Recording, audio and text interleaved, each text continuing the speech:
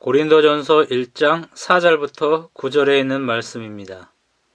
그리스도 예수 안에서 너희에게 주신 하나님의 은혜로 말미암아 내가 너희를 위하여 항상 하나님께 감사하노니 이는 너희가 그 안에서 모든 일 곧 모든 언변과 모든 지식에 풍족함으로 그리스도의 증거가 너희 중에 견고하게 되어 너희가 모든 은사에 부족함이 없이 우리 주 예수 그리스도의 나타나심을 기다림이라.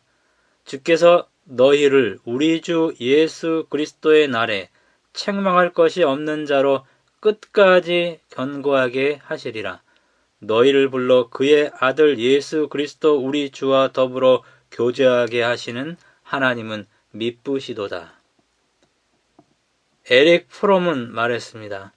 94%의 사람들의 인생의 목적은 무언가를 기다리는 것이다. 더 좋은 날, 더 기쁜 날, 더 성공적인 날, 더 건강한 날, 더 행복한 날, 더 보람된 날, 이런 날들을 기다립니다. 호라티우스 보나르는 아침에 해가 뜨면 창문을 열고 커튼을 젖히며 주여 이 아침에 오시겠습니까? 라고 말했습니다. 또 밤이면 창문을 닫으며 주여 이 밤에 오시겠습니까? 라고 말하면서 항상 재림을 준비하며 살았다고 합니다. 하나님께서 재림을 기다리는 우리를 풍족하게 해서 부족함이 없게 했고 그날에 우리를 책망할 것이 없는 자로 견고케 할 것이고 주와 더불어 교제하게 한다 이렇게 말을 하고 있습니다. 고린도전서 1장 4절 9절에서 바울은 이것에 대해서 하나님께 감사를 드립니다. 여기 내용 중에 먼저 풍족함으로 부족함 없이라는 표현이 나옵니다. 당시 고린도 교인들은 말씀과 지식과 은사를 중요하게 여겼습니다. 그들은 이 구변, 말씀입니다. 지식, 은사에 풍족함으로 부족함이 없었습니다. 이 말씀과 지식은 하나님과 관계된 것들입니다. 하나님의 뜻, 하나님의 속성, 하나님의 성품 등일 것입니다. 4절, 7절에 모두는 종류를 의미하지 않고 온전히 충만이라는 뜻입니다. 고린도전서 12장에 여러 은사가 나옵니다. 그들은 믿음과 말과 지식과 모든 간절함과 우리를 사랑하는 모든 일에 풍성하였다라고 고린도후서 8장 7절에 말합니다. 5절에 나오는 풍족하다라는 헬라어 동사 플루티조는 부요하다입니다. 부호라는 말이 여기서 파생되었습니다. 바울은 이 단어로서 교회가 받는 풍성한 영적 선물에 대해서 말하고 있습니다. 부유하고 상업이 번창하여 쾌락을 추구하는 고린도에서 그리스도인들은 대부분 무식하고 약하고 천하고 멸시받는 자들이었지만 바울은 그들에게 영적인 풍성한 풍요를 역설적으로 묘사하고 있습니다. 고린도후서 6장 8절 10절에 보면은 우리가 속이는 자 같으나 참되고 무명한 자 같으나 유명한 자요 죽은 자 같으나 보라 우리가 살고 징계를 받은 자 같으나 죽임을 당하지 아니하고 근심하는 자 같으나 항상 기뻐하고 가난한 자 같으나 많은 사람을 부요하게 하고 아무것도 없는 자 같으나 모든 것을 가진 자로다. 이렇게 묘사하고 있습니다. 우리는 물질적 풍족함을 원하기 때문에 이미 받은 말씀과 지식과 은사의 풍족함이 마음에 와닿지 않을 수 있습니다. 바울은 고린도 교인들이 물질적으로도 부요하다고 말했습니다. 너희가 모든 일에 부요하여, 여기 부요하다는 동사는 앞에 나온 플루티조입니다. 너그럽게 연보한다. 고린도후서 9장 11절. 여기서 부요는 물질적 부요입니다. 그러나 바울이 말한 물질적 부요는 지금 우리의 개념과는 전혀 다릅니다. 빌립보 4장 18절에 내게는 모든 것이 있고 또 풍부한지라 에바브로디도 편에 너희의 준 것을 받음으로 내가 풍족하니라 이 표현을 썼습니다. 이것은 바울이 돈과 생필품이 많아서 창고에 쌓아놓고 있다는 뜻이 결코 아닙니다. 바울은 빌립보 감옥에서 이 서신을 기록한 것입니다. 명절에 집에 가면 어머니에게 용돈을 조금 드립니다. 그러면 돈이 많이 있는데 왜 주냐면서 사양합니다. 진짜로 돈을 많이 쌓아두고 산다는 의미가 아닙니다. 아들과 딸이 대학에 들어갔을 때 학교 앞에 혼자 살 수 있을 정도의 작은 원룸을 얻어주었습니다. 잠자고 밥해 먹고 공부할 수 있는 환경을 만들어 주었습니다. 집에도 없는 TV도 방에 있었습니다. 호텔처럼 꾸며지지는 못했지만 학교 생활을 하는 데에 풍족함으로 부족함이 없게 해 주었습니다. 빌립보 4장 18절에서 바울이 이런 의미로 말했을 것입니다. 고린도 전서, 고린도 후서에서 바울이 이런 의미에서 고린도 교인들이 풍족하다고 말했을 것입니다.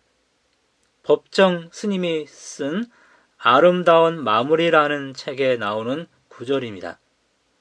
내 삶을 이루는 소박한 행복 3가지는 스승이자 버딘 책 몇 권, 나의 일손을 기다리는 채소밭, 그리고 오두막 옆 개울물 길어다 마시는 차 한 잔이다. 바울도 우리가 먹을 것과 입을 것이 있은즉 족한 줄로 알 것이라 라고 디모데전서 4장 8절에서 말했습니다. 이것이 바울의 물질적 풍족함에 대한 개념입니다. 바울이 지금 우리의 형편을 보면 우리도 모두 물질적으로 풍족하다고 말할 것입니다. 성경은 돈과 물질에 대해 많이 언급을 합니다. 예수님의 설교 중에 믿음과 구원에 관한 말씀이 약 400절이라면 돈과 재정에 관한 말씀은 2489절이라고 합니다. 신구약의 돈과 재정에 관한 이야기는 15,600절에 나온다고 합니다. 이 구절들의 핵심은 모든 물질의 소유자는 하나님 한 분이라는 것입니다. 우리는 청지기, 경영자라고 말합니다. 물질은 조건부의 축복이라고 말합니다. 돈 버는 것보다 올바르게 쓰는 것을 강조합니다. 그리고 무엇보다 이 구절들에서 자족하는 삶을 중요시 여깁니다. 두 번째 8절에 보면은 책망할 것이 없는 자로 끝까지 견고하게 하신다, 이런 말씀이 나옵니다. 하나님은 영적인 분은 무한대로 주십니다. 우리는 풍족한 은혜를 6절에 보면은 그의 안에서 받을 수 있습니다. 하나님이 영적 은혜를 풍족하게 주는 이유는 6절에 보면은 우리에게 그리스도의 증거가 견고케 되게 하기 위함이라고 말합니다. 말씀과 지식과 은사는 교인이면 누구나 다 풍족하게 받았습니다. 그것이 생활로 증거가 되어야 하지만은 그것은 별개처럼 보입니다. 이 고린도 교회는 풍족히 받은 영적인 복을 잘 관리하지 못했습니다. 그들은 말씀과 지식과 은사로 교만해졌습니다. 자신을 자랑했습니다.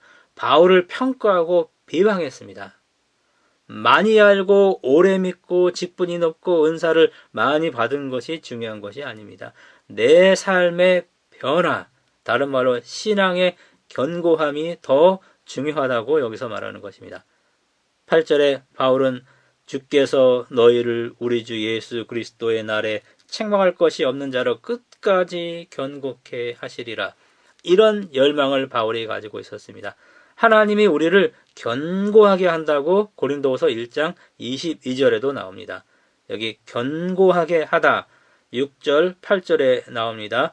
히브리서에서도 이 단어가 사용이 되었습니다.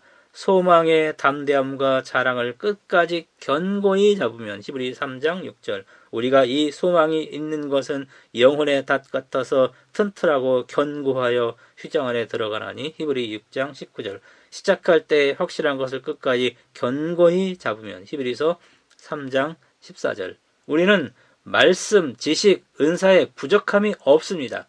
하나님께서 영적인 풍족함을 주어서 그리스도의 증거가 우리 안에서 견고해지고 예수님 오실 때 우리를 책망할 것이 없는 사람들로 만들 것입니다. 이런 열망이 바울에게 있었습니다. 세 번째 구절에 보면은 주와 더불어 교제하게 라는 구절이 나옵니다.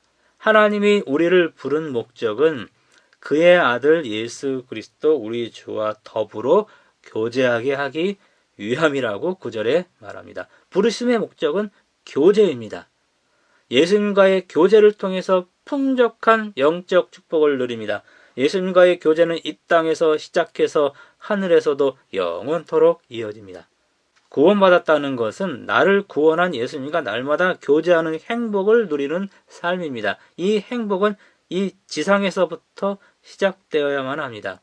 사람은 살아가면서 정신적으로 사랑에 집착하면서 자신의 짝을 추구합니다. 그 집착하는 정신적 사랑을 심리학자 프로이드는 리비도라고 했습니다. 아이들은 엄마 아빠에게 리비도를 찾습니다. 7살이 되면 친구들에게로 그것이 옮겨집니다. 사춘기에는 이성으로 옮겨집니다. 더 성장해 가면 부부로 결실하게 됩니다. 부부에게 자녀가 생기면 리비도는 자녀와 손자에게로 옮겨집니다. 늙어서 손자에게 리비도가 없어지면 부부는 서로 리비도를 되씹는다고 합니다. 자아 리비도도 있지요. 나르시시즘적 리비도라고 합니다. 심기증이란 단어도 있어요. 자기의 건강 상태를 필요 이상으로 염려하는 상태라고 합니다. 이것은 아주 부정적인 리비도에 해당하는 것입니다. 율법은 우리의 리비도가 발산되어야 할 대상이 하나님이라고 규명합니다. 그 다음이 이웃이라고 명시합니다. 하나님께 집착하고 그분과 교제하는 것, 이것이 하나님이 우리에게 주신 최고의 복입니다. 우리의 교제의 대상은 또한 이웃입니다. 사람들입니다. 교제하려면 같은 말, 같은 마음, 같은 뜻으로 온전히 합해야 한다고 1장 10절에 나옵니다. 그렇지 않아서 고린도 교회에 분쟁이 있었습니다. 바울, 아볼로, 게바, 그리스도파가 있었다고 11절, 12절에 말합니다. 바울은 10절부터 이어서 쭉 4장까지 분쟁의 문제를 다루게 됩니다. 파당보다는 어떤 특정 지도자를 따르는 어떤 느슨한 그룹들이 있었을 것입니다.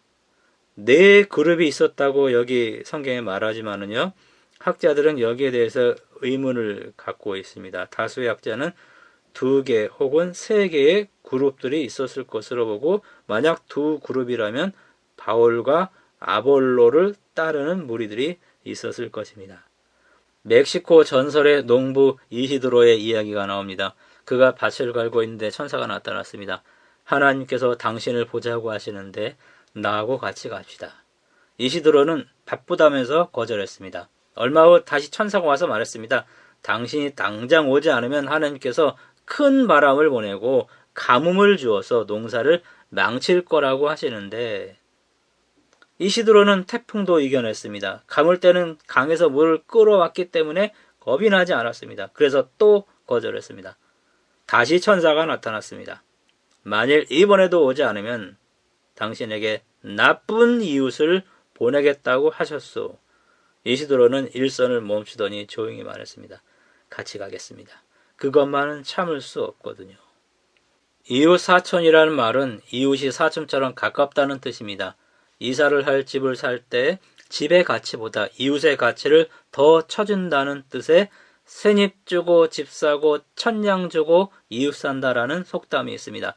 유대인 속담에 이웃은 소중함으로 사랑하지 않으면 안 된다. 설사 트럼펫을 불더라도, 이런 속담이 있습니다. 이탈리아 속담에 나쁜 이웃은 복통보다 더 나쁘다라는 말이 있습니다. 요즘 사람들이 귀농하고 귀촌합니다.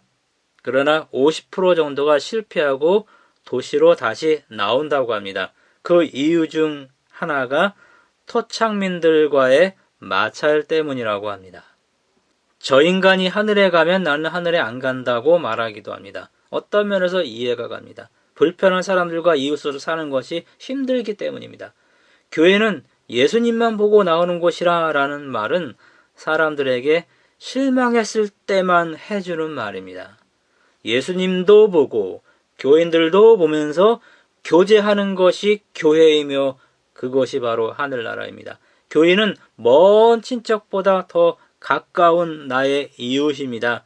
내 마음과 내 가정과 내 교회에서 하나님 나라를 경험하면서 살아야만 합니다. 먼저 주님과 개인적으로 영적 교제가 있으면 교인끼리 참된 교제가 이루어집니다. 예수님과 교제하면 자신도 모르는 사이에 예수님을 점점 더 닮아가기 때문입니다. 심리학 용어로 설명하면 동조 현상 때문에 사랑하는 사람과 외모, 행동, 취미, 성격, 식성까지 닮아가기 때문입니다. 시편 27편 4절에 다윗의 아름다운 소원이 나옵니다. 내가 여호와께 바라는 한 가지 일, 그것을 구하리니 곧 내가 내 평생에 여호와의 집에 살면서 여호와의 아름다움을 바라오며 그의 성전에서 그를 사모하는 그것이라. 다윗의 정신적 사랑의 대상, 프로이드가 말한 리비도는 여호와였습니다. 여호와의 자리에 다른 대상이 들어가면 오래 가지 못합니다. 여호와가 그 자리에 있어야만 그 사랑이 평생, 아니 영원히 지속됩니다. 진짜 교제는 나가 아니라 교제하는 대상에게 집중합니다. 말씀과 묵상과 기도와 찬양으로 우리는 예수님께 집중해야만 합니다. 누가 더 잘하나를 붙이기는 마귀가 주는 심리적 유혹에서 헤어나와야만 합니다. 예수님의 관심은 누가 더 잘하나가 아닙니다. 누가 더 예수님께 가까이 있는가, 누가 더 예수님과 친밀히 교제하는가, 누가 더 예수님을 닮았는가, 이것이 예수님의 관심사입니다. 그 주님과 교제의 기쁨을 경험하고 이웃, 교인들과 교제의 기쁨을 경험하면서 주님이 재림하는 날, 아니 재림하는 주님을 기다리는 성도가 되어야만 합니다. 이런 모든 성도 되기 바라면서 말씀 마치겠습니다.